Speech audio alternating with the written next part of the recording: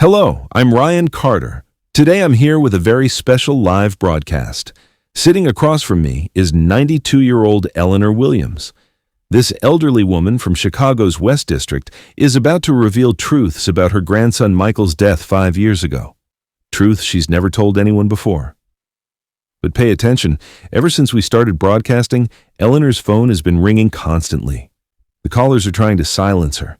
This shows us that what Eleanor is about to tell us isn't just a family tragedy. Eleanor Williams. Son, at this age I'm not afraid of anyone anymore. I'm going to name my grandson's killers today.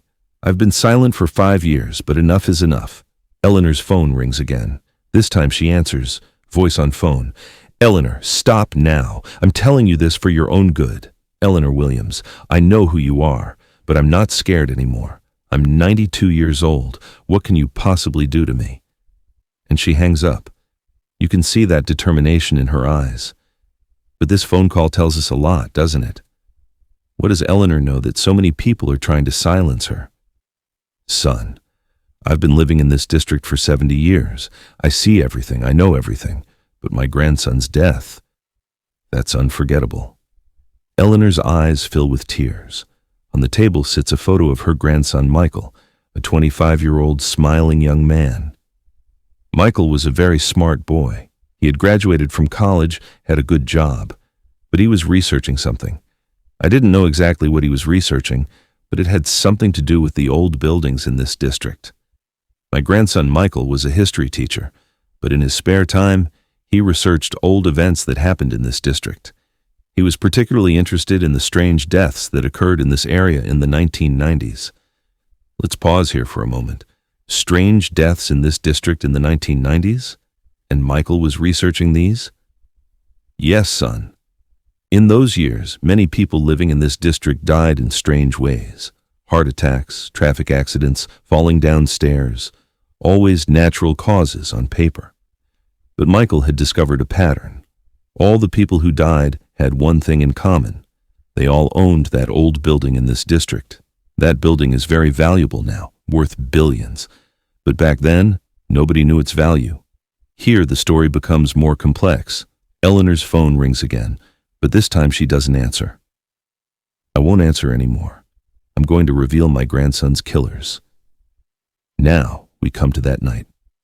March 15th, 2019. The night Michael died. It was around 11 p.m. that night. I saw Michael leaving his apartment, but he wasn't alone. There were 2 people with him. I knew one. I didn't know the other. The one I knew was Kenneth Morrison, the former district supervisor. Kenneth Morrison? This name is very important because Kenneth wasn't just a supervisor. He was also a businessman involved in major construction projects at that time. Kenneth was telling Michael he would show him something. Come, let me show you the evidence, he was saying. I was watching from the window. Michael was hesitant but eventually went with them, toward that old building at the end of the district. You know, the building that's been demolished now. But that night, Michael never came out of that building. The phone rings again. This time it's a different number. This is Kenneth's son, Andrew. He's also trying to silence me. But I won't answer. So what happened in that building that night? Why didn't Michael come out? When morning came, the police arrived. Michael had a car accident. He's dead, they said. But I was shocked because I had seen Michael enter that building. I never saw him leave in a car. I told the police what I saw, but they didn't listen. You're old, you must be confused, they said. The case was quickly closed. Isn't this very suspicious? Why did the police act so quickly? Because, son, the head of that police team was Detective Robert Walsh. Robert was also Kenneth's relative. Everything was connected. Now we understand. This isn't just a murder, it's a systematic cover-up operation. After Michael's death, documents were stolen from his apartment. The files he was researching, photos, notes, everything disappeared. But they forgot one thing. Michael had given me an envelope. Grandma, if something happens to me, you open this envelope, he had said. I've kept that envelope for 5 years. And Eleanor pulls out an envelope from under the table. A yellowed, old envelope. Inside this envelope are all the evidence Michael found. the deaths in the 1990s, the list of building owners, and proof that he was murdered that night. We open the envelope. What comes out is shocking. Look, son, these are the documents Michael found. This list has the names of people who died from 1990 to 2000. A total of 23 people. 23 people. And all of them were owners of that building. And here's a very important document. The real value of that building? There was a huge oil reserve underneath. But only certain people knew this information. Here's the real reason. That building wasn't just any building. There were billions of dollars worth of oil reserves underneath. Michael had discovered this, and this discovery killed him. The phone rings again. This time Eleanor answers and puts it on speaker. Voice on phone. Eleanor, burn that envelope immediately, or you'll get yourself in trouble. Eleanor Williams, it's too late now. All the documents are on live broadcast. I've revealed Michael's killers. Voice on phone. If you want to talk to Kenneth, be at the district coffee shop tomorrow morning at 9. And the phone hangs up. You see, son, they're still threatening. But I'm not afraid anymore. What else does Eleanor know about this? Son, this is just the beginning. Kenneth didn't do this alone. There are very powerful forces behind him. In those years, there were big construction projects in this area. Kenneth was just a small cog. The real big fish is someone else. If I say this name, it will be really dangerous. Okay, son, that big fish is former Mayor Harrison Coleman. This name creates a bombshell effect. Harrison Coleman is currently a congressman for a major party. Harrison Coleman was the mayor at that time. He drew all the zoning plans for this area. He discovered the oil reserve but kept it secret. The documents Michael found were very dangerous. Not just about that building, but about hidden reserves in many parts of the city. So this isn't limited to just one building.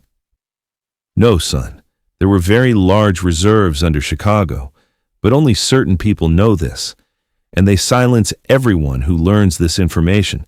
Mayors, big contractors, some politicians, they're all in on this. The phone rings again. This time, Kenneth Morrison appears on the screen.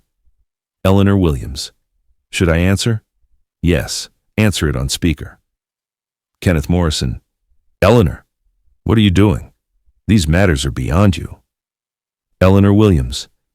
Kenneth, you killed my grandson. Now everyone knows. Kenneth Morrison. I didn't kill anyone. Michael had an accident that night. Eleanor Williams. Lies. You took him to that building, and he never came out. Kenneth Morrison. Eleanor, listen to me. Let's talk tomorrow morning. I'll tell you all the truths. Eleanor Williams. It's too late, Kenneth. Everyone knows now, and she hangs up. Son, now I'm going to tell you something very important. After Michael's death, other people died too. Michael's friend from university, Sarah. She was also researching this topic. She had a heart attack last year. She was 28 years old. A heart attack at 28? This is really suspicious. And Michael's closest friend, David. He also had a car accident 6 months ago. You see? They all die the same way. This is now completely a systematic cleaning operation. And now they're trying to do the same thing to me. But I'm 92 years old. What can they do? The phone rings again. This time it's an unknown number. Eleanor Williams. Should I answer? Answer it. Let's listen. Voice on phone. Mrs. Williams, stop this broadcast immediately. This is your final warning. Eleanor Williams. Who are you? Voice on phone. I'm calling on behalf of Mr. Harrison. He wants to see you tomorrow morning. Mr. Harrison. So former Mayor Harrison Coleman. Eleanor Williams. Tell Mr. Harrison I'm not afraid of him. He's my grandson's killer. Voice on phone. Mrs. Williams, you're making a big mistake. You don't know how big this is. Eleanor Williams. I know, son. There are billions of dollars at stake. But my grandson's life is more valuable. And she hangs up. Son, now I'm going to drop the biggest bomb on you. These reserves aren't just in Chicago. There are hidden reserves in many cities across America. And there's a secret organization controlling them. A secret organization? Yes. Michael had also learned the name of this organization. They called themselves the Underground Brotherhood. This name sounds very dark.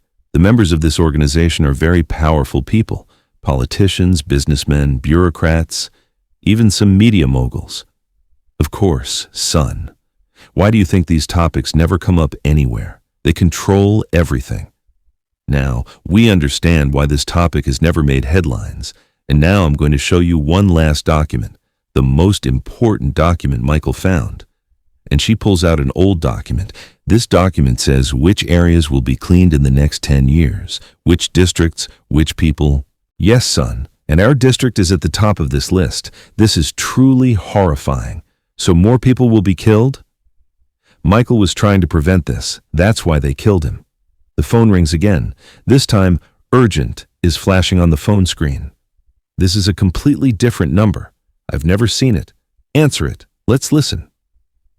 Voice on phone. Mrs. Williams, you have 10 minutes. Stop the broadcast or else what? Voice on phone. Or else remember what happened to your grandson. Eleanor Williams. It's too late. Everyone knows now. I've gotten my revenge for Michael. Voice on phone. This is just the beginning, Mrs. Williams. You're dealing with much bigger powers. And the phone hangs up.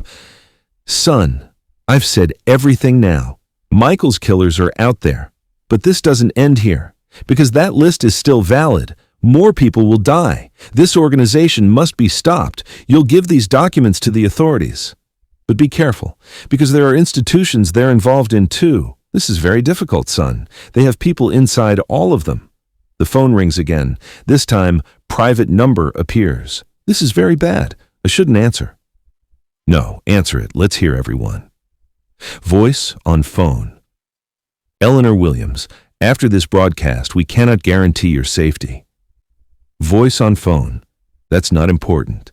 What's important is that you stop this topic here. Eleanor Williams. No, I will seek justice for my grandson. Voice on phone. Then watch yourself. And the phone hangs up. You see, son, they're still threatening. But I'm not afraid anymore. There's a knock at the door. Someone's at the door. Who could this be at this hour? No, son. Let the broadcast continue. Let everyone see what's happening. The door knocks again, this time harder. Voice. Police! Open the door! Eleanor Williams, in shock. Police? At this hour? This is very suspicious. Why would police come at this hour? Eleanor Williams. Son, I think they're coming. But I'm not afraid. Everyone knows the truth now. Police. Voice. Mrs. Williams, there's an emergency. Open the door. Eleanor Williams. What emergency? Police. Voice. We received an assassination threat against you. We're here for your safety. Is this real police or the organization's men? Eleanor Williams. Son, if something happens to me, send those documents in that envelope to Washington, to the district attorney's office. The door's being knocked very hard now. We're ending the broadcast here. But don't forget, Michael's killers have been revealed. Kenneth Morrison, Harrison Coleman, and the Underground Brotherhood. I got my revenge for my grandson.